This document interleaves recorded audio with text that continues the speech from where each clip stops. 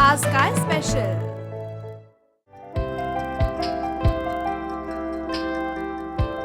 हाय, break नंतर रामबंधू आज काय स्पेशल मध्ये पुन्हा एकदा तुमच्या सगळ्यांचं मनापासून स्वागत. रोजच्या जेवणाचा आज मला खरंच खूप कंटाळा आलाय. आज काहीतरी चटपटीत हटके रेसिपी झालीच पाहिजे. म्हणूनच मी संगीताताईंना रिक्वेस्ट केली की प्लीज आमच्या किचन मध्ये या आणि एक मस्त झकास रेसिपी करून दाखवा. हॅलो संगीताताई. हॅलो प्राजक्ता. आज कुठची रेसिपी दाखवताय तुम्ही? आज मी इंडियन पिझ्झा दाखवणार आहे. मला सांगाल साहित्य काय आहे? हो सांगते ना. ही दशमी आहे, म्हणजे कणकीच्या पिठाची आपण जे करतो, चपाती जी करतो ती. मी ही चपाती करून आणलेली आहे. बरं. सेव, डाळिंब, हिरव्या मिरचीची खोबरं टाकून केलेली चटणी, टोमॅटोचा सॉस, अच्छा, काकडी कोशिंबीर सारखी जी चिरून घेतो ती, ही 1 वाटी तांदूळ आणि अर्धी वाटी मुगाची डाळ भिजवली आणि त्याचं हे वाटलेले मिश्रण आहे. बरं, करूया सुरुवात. हो, तवा ठेवतेस प्राजक्त? हां. काय करतोय आपण आधी? आपण आधी ही चपाती ठेवणार आहे, त्याच्यावर थोडंसं तेलाचं हे ठेवायचं. तेल घालू? हो बस. हो. त्या पोळीला मगाशी तुम्ही दशमी असं म्हणालात. प्राजक्त त्याचं काय आहे, मी गुजराती असल्यामुळे आमच्याकडे चपाती म्हणत नाहीत, बरं, दशमी म्हणतात त्याला. आणि तुम्ही चपातीला कसं फोल्ड करता ना, तर मी ह्याला फोल्ड नाही केलेला. कणकीमध्ये तेल आणि मीठ टाकून असं घट्ट कणिक बांधली आणि बिगर पीठ लावता ही लाटली आणि तेल लावून ती भाजलेली आहे. बर. नंतर तवा गरम झाला असेल आता. हो.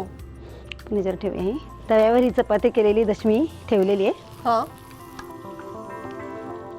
आता मी जे 1 वाटी तांदूळ आणि अर्धी वाटी मुगाची डाळ 5-6 तास भिजवली, मिक्सरमधनं काढली आणि त्याचं असं मिश्रण तयार केलेलं आहे. त्याच्यामध्ये पण मीठ, हिरवी मिरची आणि कोथिंबीर टाकलेली आहे. बरं बरं.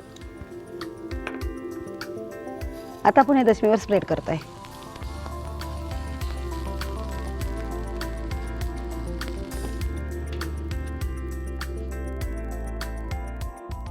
बरं, हे आपण मिश्रण याही साईडला लावणार आहोत का? नाही, दशमी टाकल्यानंतर जी सुलट साईड आहे ना, फक्त एका साईडला लावायचं. अच्छा. मग ते उलटी केली तर ते आता खाली डोशासारखी अशी कडक होईल थोडीशी. बघा, हां. अजून थोडीशी लाल होऊ द्यायला. हा पदार्थ कसा काय सुचला तुम्हाला करायला आणि इंडियन पिझ्झा असं नाव दिलंय? बाहेरच्या पिझ्झा खाण्यामध्ये इस्ट वगैरे असतं, ते पण म्हणजे हायजिनिक नाही ना, शरीराला वगैरे त्रास देणारं, मैदा चांगला नाहीये मुलांसाठी. तर म्हटलं आपण घरात ट्राय करू ना. तर म्हणजे इस्ट पोळीच असते ना, म्हणजे आपण जे पिझ्झा आणतो तो पण एक असं भाकरीसारखंच असतं ना, असं समजा. तर म्हटलं आपण मग घरी दशमीवर ट्राय करून बघू. तुम्ही गुजराती असून सुद्धा खूप छान मराठी बोलता. पण पुण्यात राहते ना. आता ह्यावर आपण हिरव्या मिरचीची चटणी लावूया. हे थोडासा स्लो करत ना गॅस. ही चटणी कशाची केलेली आहे? आता ही ओलं खोबरं आहे, कोथिंबीर, हिरवी मिरची, जिरं आणि मीठ, थोडीशी साखर. बर. तुम्हाला खूप आवड दिसते असं वेगवेगळे पदार्थ करून बघायची. खूप आवडतं. आता मी ह्याच्यावर हे जी काकडी चिरलेली आहे, म्हणजे सलाड टाईप, तर ते ह्याच्यावर टाकते. इंग्रेडियंट्स मध्ये हेच इंग्रेडियंट्स घालता तुम्ही की काही अजून व्हरायटी? नाही, ह्याच्यामध्ये मी हेच घालते, पण ह्याच्यामध्ये मिक्स व्हेजिटेबल्स टाकलं तरी चालेल. सिमला मिरची आहे, कोबी आहे, गाजराचे छोटे छोटे पीसेस आहेत, पण काकडी जरा जास्त छान लागते. अच्छा, तेही तुमचं ट्राय करून झालेलं आहे, कुठले नाही? मुलांना आणि माझ्या मिस्टरांना, म्हणजे रोहितला, संकेत, रुचितला खायची खूप आवड आहे ना, तर वेगवेगळं करायचं. मग बाहेरनं पिझ्झा वगैरे नको आणायला, म्हणून मी असं घरात वेगवेगळे ट्राय करते. अच्छा. आणि आमच्या पुण्यामध्ये एक 1500 लेडीजचं फक्त एक असं मंडळ आहे, विषयाश्री वाळी महिला मंडळमध्ये. तर त्या मंडळाच्या बॉडीवर मी 5-6 वर्ष झाले काम करते. मी त्या मंडळामध्ये पण अशा वेगवेगळ्या रेसिपी शिकवते. त्याच्यामुळे असं काहीतरी वेगळं द्यायचं म्हणून असं पण एक क्युरिओसिटी असते ना, की आपण काहीतरी वेगळं करावं सगळ्यांपेक्षा. तुमच्या सगळ्या मैत्रिणींना सुद्धा खूप क्युरिओसिटी असेल की आज तुम्ही काय वेगळं बनवणार आहात. मी उभी राहिले की त्यांना समजतंच की संगीत आज काहीतरी वेगळं दाखवणार आहे. आता हे आपण काय टाकलंय? डाळिंबाच्या दाण्यावर मी शेव टाकलेली आहे. आता तोपर्यंत बघा, आपण ही चपाती खाली लाल झालेली आहे. आता हिला काढून घ्यायची. या पिझ्झासाठी मला वाटतं ओव्हनची ओटीजीची गरजच नाहीये. काही गरज नाही याची.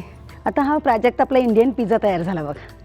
आता ह्या इंडियन पिझ्झामध्ये गहू आला म्हणजे कार्बोहायड्रेट मिळाले, वर डाळ तांदूळ आले म्हणजे डाळ भात झाला, सलाड म्हणून काकडी झाली, फ्रूट म्हणून डाळिंब झालं, फरसाणमध्ये डाळ झाली, म्हणजे हा फुल डाएट इंडियन पिझ्झा झाला. क्या बात आहे.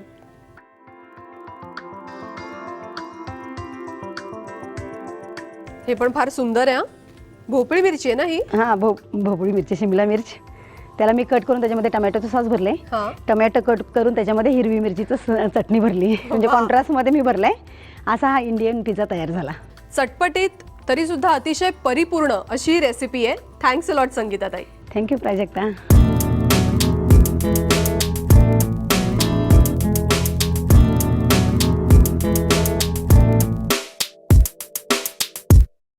या क्विक रेसिपीनंतर आता वेळ झाली एका क्विक ब्रेकची. पण तुम्ही कुठेही जाऊ नका, पाहत राहा आपला कार्यक्रम रामबंधू आज काय स्पेशल. बऱ्याचदा आपण हॉटेलमध्ये जातो तेव्हा सगळ्यात आधी आपल्या नजरेला काय पडतं तर ते म्हणजे टेबल डिसिप्लिन. वेगवेगळ्या प्रकारची प्लेट्स, ग्लासेस, नॅपकिन्स उत्तम पद्धतीने तिकडे अरेंज केलेली असतात. त्याच नॅपकिन्सचे आज आपण वेगवेगळ्या प्रकारचे फोल्ड्स बघणार आहोत. आज काय स्पेशल.